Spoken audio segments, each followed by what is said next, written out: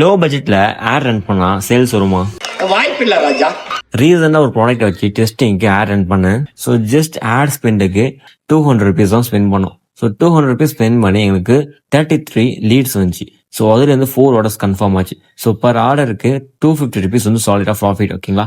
So 4 ஆர்டருக்கும் பார்த்தீங்கன்னா 1000 rupees profit. So ad spend minus பண்ணோம் அப்படின்னா பேலன்ஸ் 800 rupees வந்து எங்களுக்கு ப்ராஃபிட். ஸோ ஜஸ்ட் ஒன் டேக்கு நாங்கள் ஆட் ஸ்பெண்ட் பண்ணி 800 rupees ப்ராஃபிட் பார்த்தோம். இதுல இருக்கிற ட்விஸ்ட் என்ன தெரியுமா?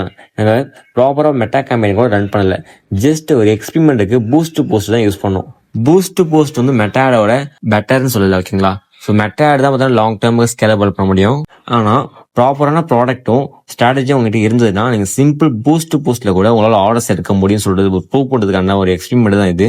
நாங்கள் drop shipping and e-commerce classes provide பண்ணிட்டு இருக்கோம். இன்ட்ரெஸ்ட் வந்து டிஎம் பண்ணுங்க. அண்ட் நாங்கள் யூஸ் பண்ண இந்த மெத்தட் தெரிஞ்சுன்னு ஜஸ்ட் ஃபாலோ பண்ணிட்டு கமெண்ட்ல மெத்தட் மட்டும் டைப் பண்ணுங்க. டேரக்டா டிஎம் பண்றேன். பாய்.